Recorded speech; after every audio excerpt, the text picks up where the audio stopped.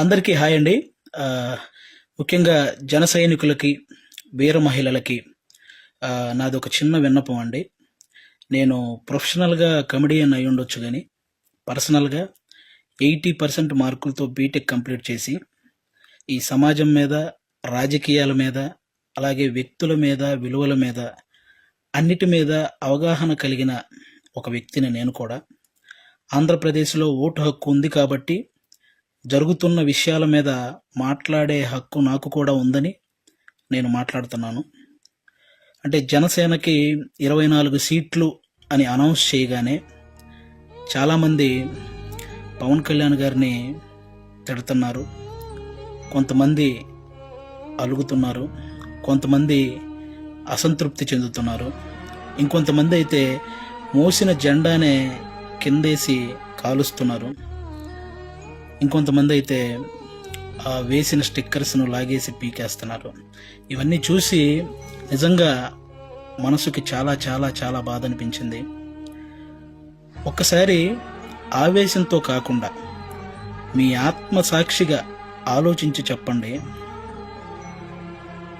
తన నమ్ముకున్న ప్రజలను కానీ, తనతో నడుస్తున్న నాయకులను కానీ మోసం చేసే వ్యక్తిత్వం పవన్ కళ్యాణ్ గారికి ఉంటుందా అండి? పెట్టిన పార్టీకి సపోర్ట్ చేసే మనమే ఇంత ఆలోచిస్తే ఒక పార్టీ పెట్టిన వ్యక్తి ఇంకెంత ఆలోచించుంటాడు? ఒక డెసిషన్ తీసుకోవడానికి తనలో తాను ఎంత మదనపడి ఉంటాడు? ఇది ఒక్కసారి ఆలోచించాలని మనస్ఫూర్తిగా కోరుకుంటున్నాను. 10 సంవత్సరాలుగా ఎటువంటి అవినీతి చేయకుండా తన సొంత కష్టార్జితంతో పార్టీని నడుపుతున్న గొప్ప నాయకుడు పవన్ కళ్యాణ్ గారు. అలాంటి వ్యక్తి గురించి మన శత్రువులు మాట్లాడినట్టు మనం కూడా మాట్లాడితే నిజంగా బాధ అనిపించిందండి. అంటే 24 సీట్లు ఏంటి, అదేంటి, ఇదేంటి అని 2019లో కనీసం ఆయన్ను కూడా గెలిపించుకోలేని మనం అదేంటి, ఇదేంటి అని అడిగే హక్కు నిజంగా మనకు ఉందంటారా? అరే, చిన్న పరీక్ష ఫెయిల్ అయితేనే ఇంట్లో నుంచి ఒక 10 రోజులు బయటికి రాము. అలాంటిది ఇంత పెద్ద ప్రజా సంగ్రామంలో 2 చోట్ల ఓడిపోయి కూడా రెండో రోజే సమస్య అనగానే పరిగెత్తుకుంటూ వెళ్ళి ఆ సమస్యను సాల్వ్ చేసిన గొప్ప మనసు పవన్ కళ్యాణ్ గారిది. తన పిల్లల కోసం బ్యాంకులో దాచిన డబ్బును కూడా తీసి కౌలు రైతుల కష్టాలు తీర్చిన పవన్ కళ్యాణ్ గారి గురించా మనం ఇలాంటివన్నీ మాట్లాడేది. ఎన్నో సమస్యల మీద ఎంతో మందికి ఎన్నో రకాలుగా సహాయం చేసిన వ్యక్తిత్వం. రోజుకు 2 కోట్లు తీసుకునే ఒక స్టార్ హీరో సంపాదించిందంతా సహాయ కార్యక్రమాలకే పెట్టేసి ఆల్మోస్ట్ అప్పు చేసి మరీ ఒక పార్టీని నడుపుతున్నాడని మీలో ఎంతమందికి తెలుసు?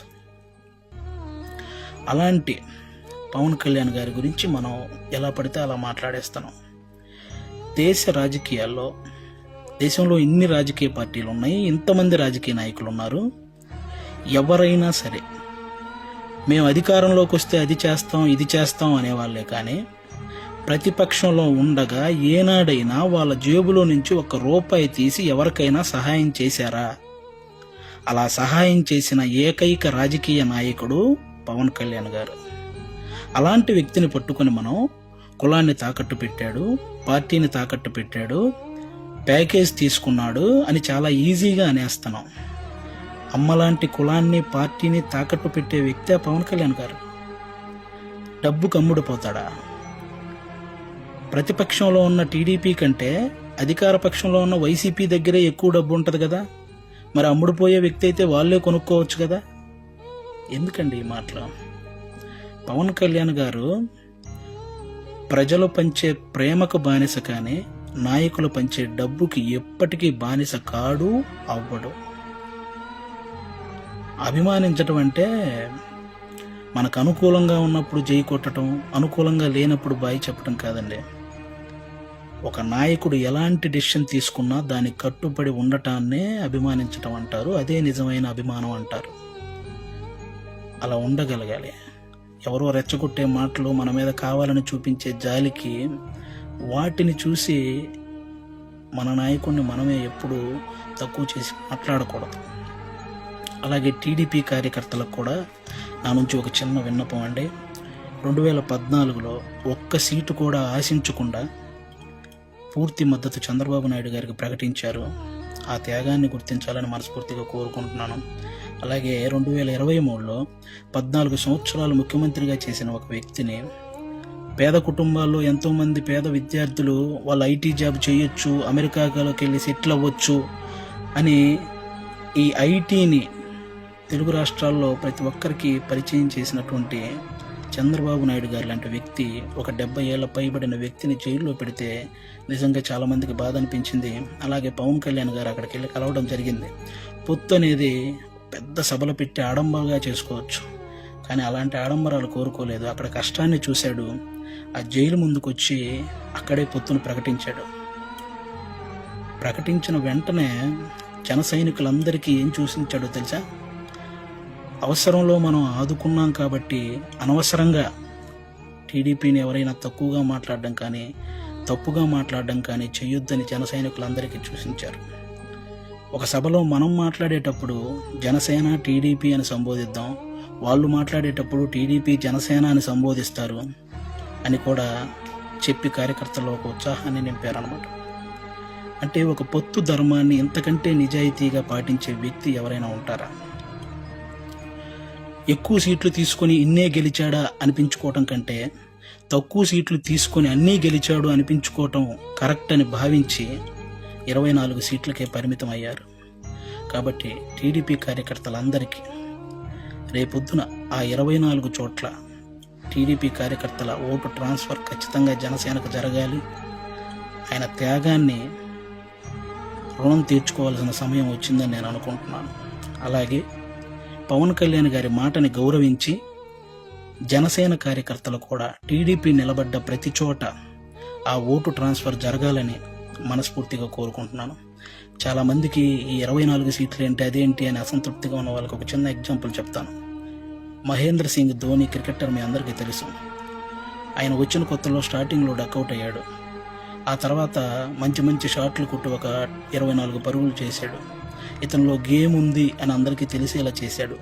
ఆ తర్వాత గేమ్ చేంజర్ అయ్యాడు. ఆ తర్వాత గేమ్ విన్నర్ అయ్యాడు. ఫైనల్గా క్రికెట్నే శాసించాడు. మన నాయకుడు కూడా అంతే. స్టార్టింగ్లో 2 చోట్ల ఓడిపోయి ఉండొచ్చు. ఇప్పుడు 24 సీట్లతో అసెంబ్లీలోకి 21 సీట్లతో అసెంబ్లీలోకి వెళ్ళొచ్చు, 3 పార్లమెంట్ సీట్లు గెలవచ్చు. రాజకీయం బాగా తెలిసినవాడు అని అందరూ అనుకోవచ్చు. ముందు ముందు ఆయనే గేమ్ చేంజర్ అవ్వచ్చు, ఆయనే గేమ్ విన్నర్ అవ్వచ్చు. మీరు చూస్తుండగానే ఈ రాజకీయాల్ని శాసించవచ్చు. కాబట్టి ఎప్పుడు ఎవరిని తక్కువగా అంత ఈజీగా ఒక పార్టీ నడిపే అధ్యక్షుడు ఎంత ఆలోచించుంటే ఇవన్నీ చేస్తుంటాడని గుర్తుపెట్టుకొని మాట్లాడాలని మనస్ఫూర్తిగా కోరుకుంటున్నాను. ఆయన నిలబడ్డ 24 సీట్లు గెలిపించి ఒక మంచి పొజిషన్లో ఉంచండి. మన మనసులో ఉన్న పొజిషన్కి ఆయనే చేరుకుంటారు. థ్యాంక్ యూ అందరికీ. అంటే 10 సంవత్సరాల నుంచి పార్టీ నడుపుతున్న ఒక వ్యక్తికి 10 సీట్లు తగ్గగానే ఎలా పడితే అలా మాట్లాడుతుంటే 2 డేస్ నుంచి ఏం చేయాలో అర్థం కాక ఒకసారి నేను మాట్లాడాలనిపించి మాట్లాడాను. తప్పు మాట్లాడుంటే క్షమించండి, కరెక్ట్ మాట్లాడుంటే కన్విన్స్ అవ్వండి. Thank you. జై హింద్, జై జనసేన.